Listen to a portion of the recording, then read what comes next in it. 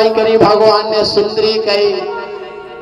कुब्जा के पास पहुंचे, कल्ले का है हम उपटन कर दो, हमें चंदन लगा दो। कुब्जा ने कंस की तो सब भूल गई कि का कर दो, कंस को उपटन करने के किते जाने, और भगवान को उपटन करने लगी। अब भगवान ने कही जब हमारा चंदन मंदन उपटन कर दा तो उनको कछु देने आए।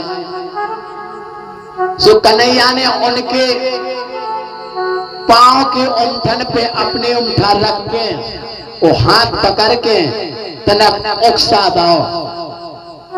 सो जो ने 3 टेढ़ की थी सो सीधी हो गई और इतनी सुंदरी बन गई, इतनी अति सुंदर हो गई कि सब जने फिर उनसे सुंदरी सुंदरी कन लगे। अब कुब्जा से कही काय कंस मामा के महल किताएं हो जाते, किताएं रास्ता। कुब्जा ने बता दी कि ते हो जाने आते। सो भगवान गए और कंस ने पूरी तैयारी कर दी थी। ऐरावत हाथियों को लगा दा तो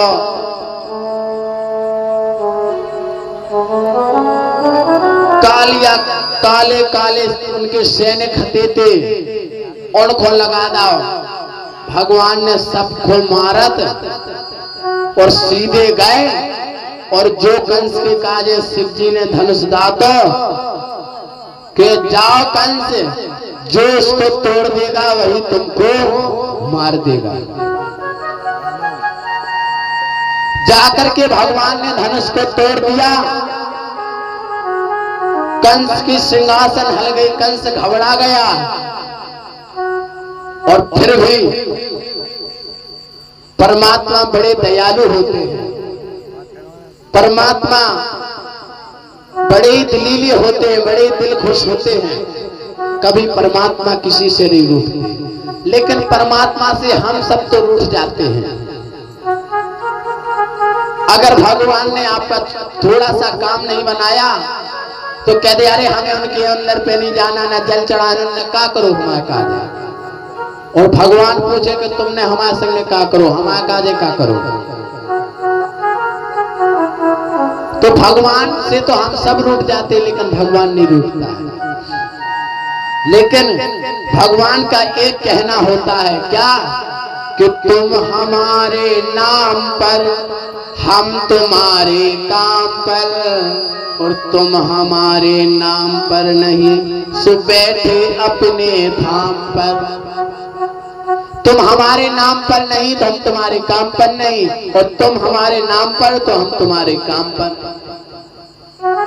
अगर आप ये सोचो कि भगवान ने हमारा कोई कार्य नहीं किया है, हम उनकी पूजा नहीं करेंगे, नहीं, अरे मत करो। भगवान नहीं कहते हमारी पूजा करने के लिए आओ। भगवान तो ये कहते हैं कि हम उड़ने वाले पक्षी से अपनी पूजा करा लेंगे, तुम मत आओ। लेकिन परमात्मा किसी से नाराज नहीं होते हैं।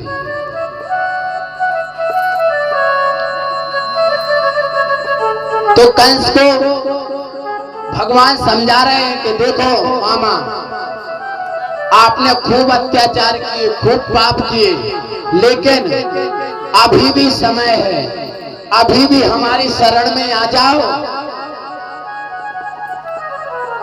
तो आपके हम समस्त पाप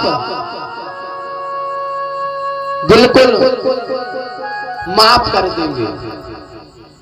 लेकिन जिसको घमंड रहता है तो उसको कुछ नहीं दिखता है।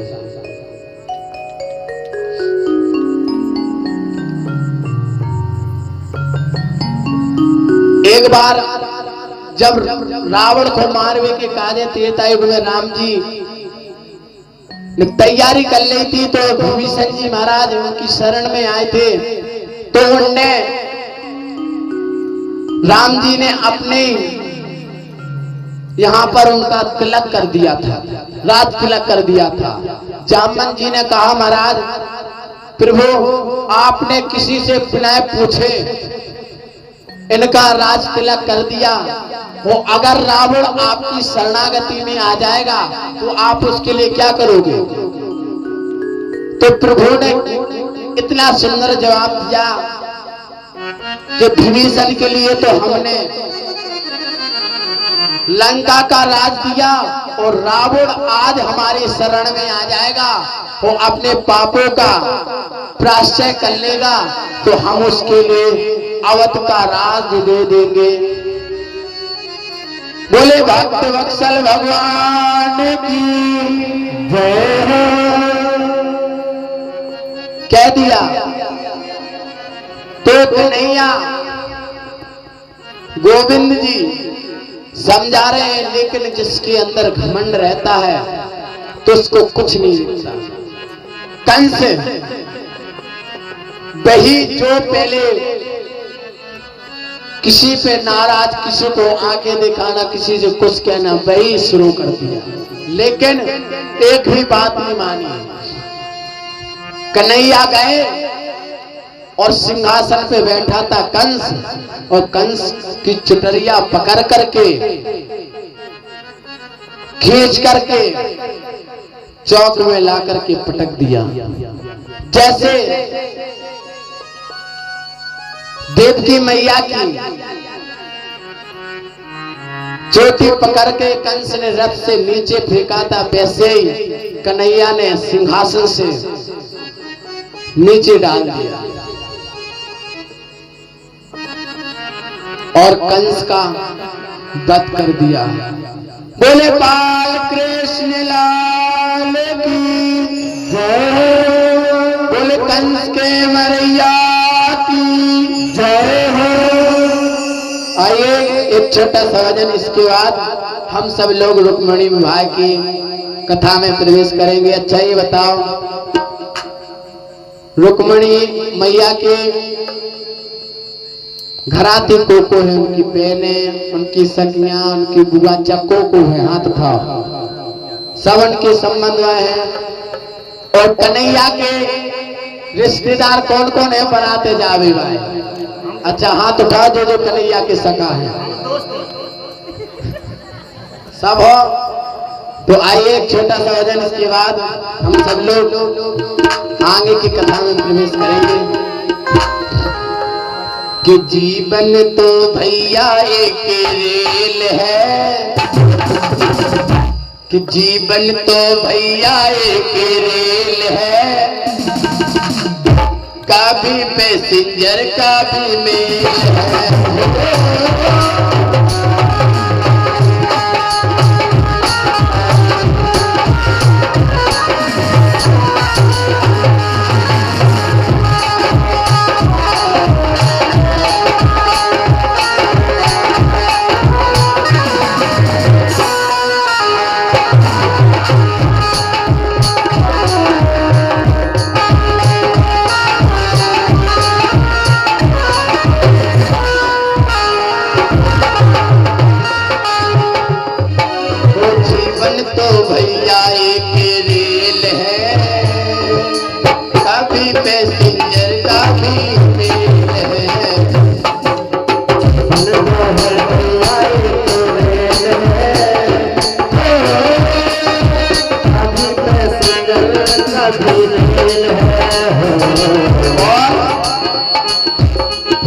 सुख दुख की पटरी पे दौड़ लगाती है,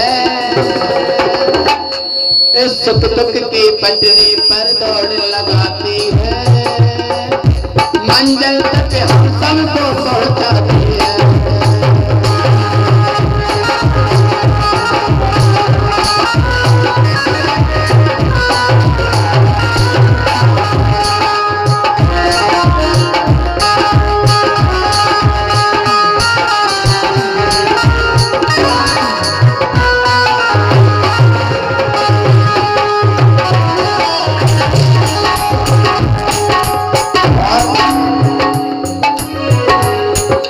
सासू का इसमें डरता तेल है,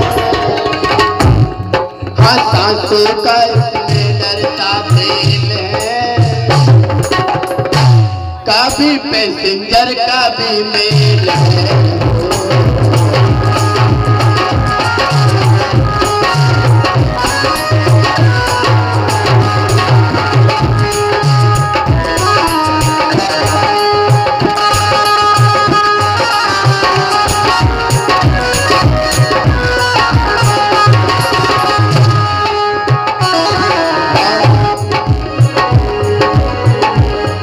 अरे अच्छे कर्म की टिकट कटा लेना, तो टीटी दिखला देना।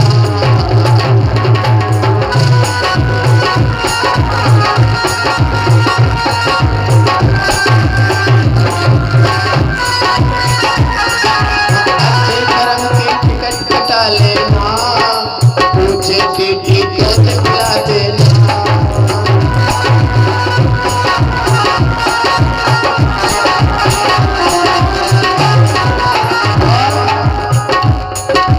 बिना टिकट के तो सीधा जेल है, अरे बिना टिकट के तो सीधा जेल है। अरे कभी पैसेंजर का भी जेल है।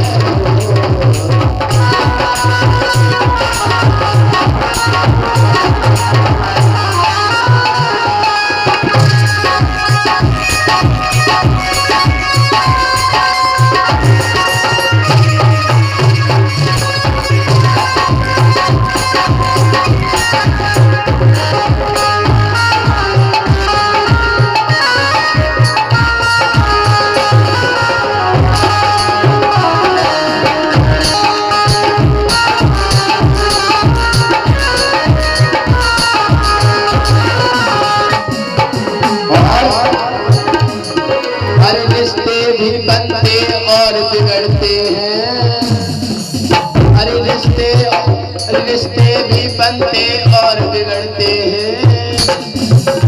यात्री जो चढ़ते और उतरते हैं।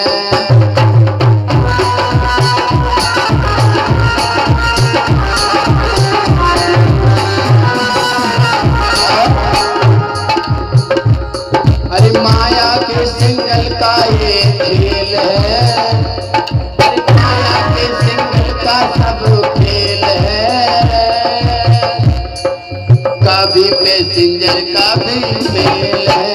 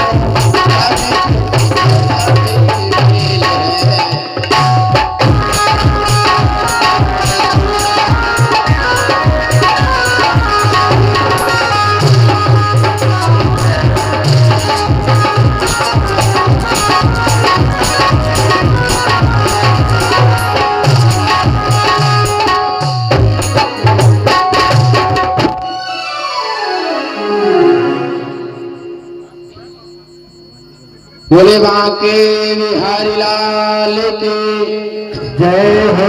बोले शिव शंकर भगवान की जय हो। तो भगवान ने कंस को मार दिया।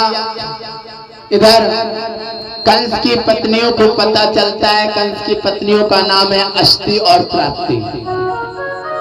दोनों को जब पता चलता है कि हमारे स्वामी को, हमारे पतिदेव को मार दिया है, तो विधवा रूप धारण करके, विधवा बन करके अपने पीहर को चली जाती हैं, अपने पिताजी को सब समाचार सुनाती हैं।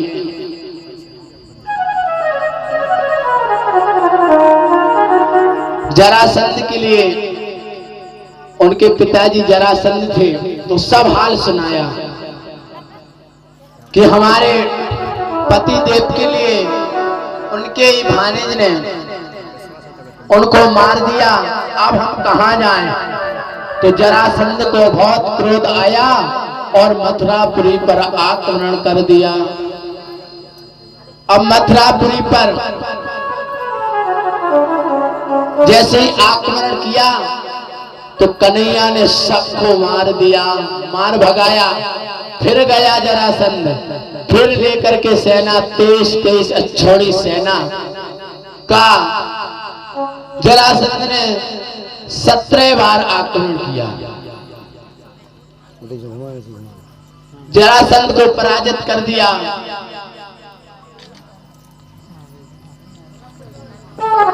फिर जरासंध आया और ब्राह्मणों को बुला करके, देखो महाराज, ऐसा कोई अनुष्ठान करो कि हमारी विजयश्री प्राप्त हो,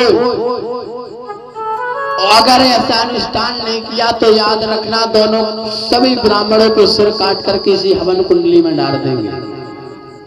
अब तो सभी ब्राह्मणों ने भगवान का नाम लिया है, गोविंद तुम ही हमारे प्राणों की रक्षा करो। तो फिर से जैसे आक्रमण करने के लिए गया तो 26 अक्षौणी सेना लेकर के गया। तो कन्हैया रण छोड़ में खड़े थे रणभूमि पर। तो कन्हैया ने देखा, तो कन्हैया ने कहा, भैया हम तो अब थक गए हैं लड़ते लड़ते, एक काम करो यहां से भाग लो। दाऊ ने कहा, अरे हम यदुवंशी क्षत्रिय होकर के और हम भाग जाएंगे तो जमाना क्या कहेगा, कि वो तो डर गए थे, पहले हमसे मक्खन चोर कहते हैं, नटखट कहते हैं, छलिया कहते हैं। तो दाऊ भैया रण छोड़ देने में कौन सी दिक्कत है, एक नाम और एक्स्ट्रा सही। बोले नहीं हम नहीं भाग सकते। तो कहने लगे, दाऊ भैया तुम खड़े रहो, हम तो जाते हैं। और रण छोड़ करके कन्हैया भगे, रणभूमि को छोड़ करके। तो जब से उनका नाम पड़ गया, बोले रण छोड़ भगवान की जय हो। जैसे रण छोड़ के भगे और इधर नारद जी ने कालिया वन को दे दिया कि भाई जाओ, आज तुम्हारा समय आ गया बल्ला लेने का। तो खुद अपनी 13 अक्षौणी सेना तैयार करके कालिया जरासंध की सेना में सम्मिलित कर दिया। फिर जैसे भगवान भगे तो दाऊ भैया फिर पीछे से भगने लगे और जाकर के विशाल पर्वत पर चढ़ गए। और नीचे से जरासंध ने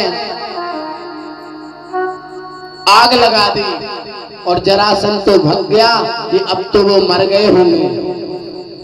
लेकिन कालिया वन वहीं खड़ा रहा।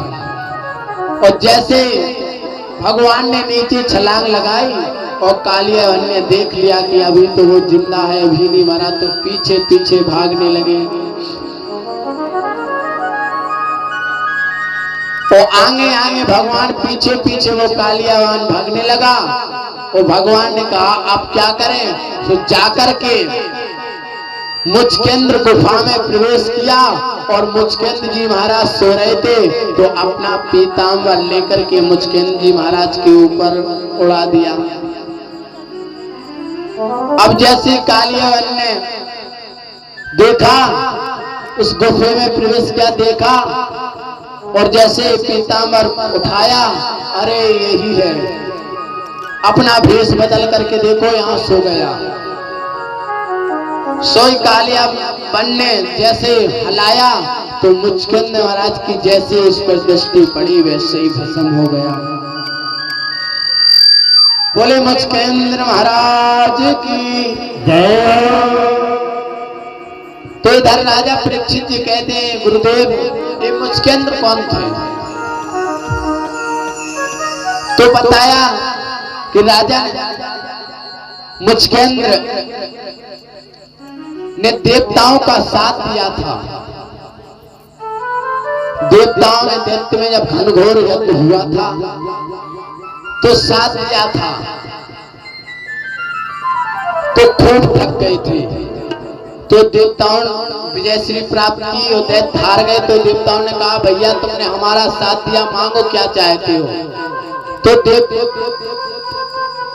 तो मुचकेंद्र महाराज ने एक ही काम किया, महाराज हम बहुत थक गए हैं और हमको ऐसा वरदान दो कि हम सोते रहें और जब तक हमारी नींद पूरी ना हो और अति कच्ची नींद में जो हमें जगाएगा और जिसके ऊपर हमारी दृष्टि रहेगी उसकी नमो नमाएं हो जाए।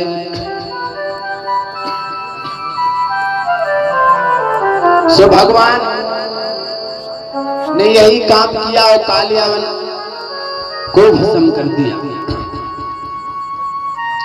इधर भगवान मथुरापुरी वापसी आ जाते हैं और सोचते हैं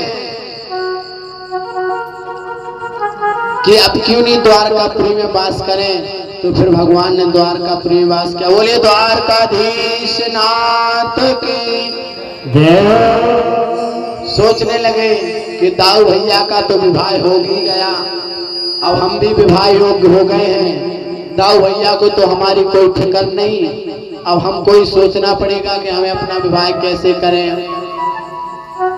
आइए एक छोटा सा भजन, इसके पश्चात हम सब लोग रुक्मिणी विवाह में प्रवेश करेंगे।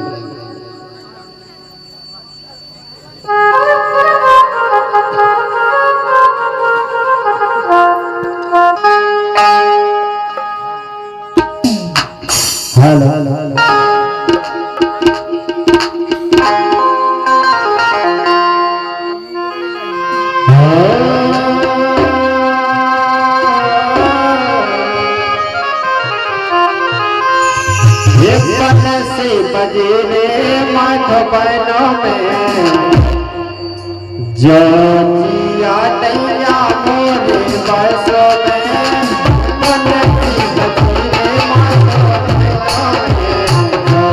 जिया नैया मोरे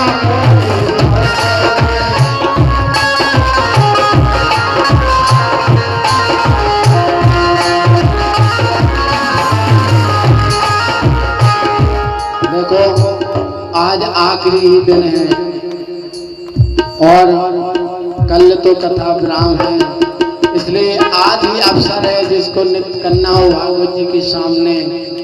तो आज सभी लोग हम चाहते हैं कि थोड़ा थोड़ा सभी लोग नृत्य कर लें। रखो पानी पीछे रखो।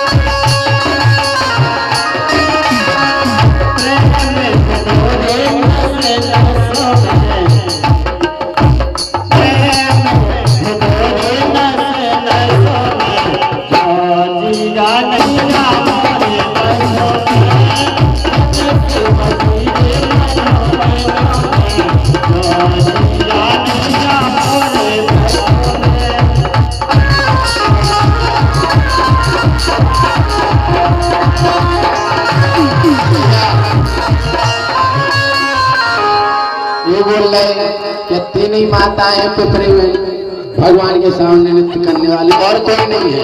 काहे के सभी लोग खाना खा के आए, खाना पच लिया। पचा लो अपना अपना खाना हो जाओ खड़ी बुलाओ ना कह रही थी हम गाना नहीं गाते हमने तो सही जब तो गाना बने तुम आओ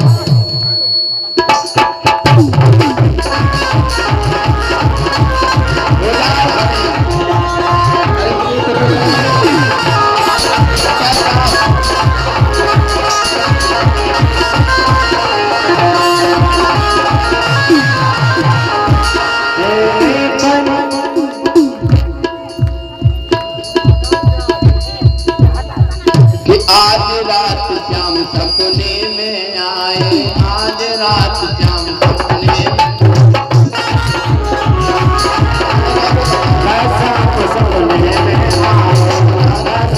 सपने में आया बेटा कहीं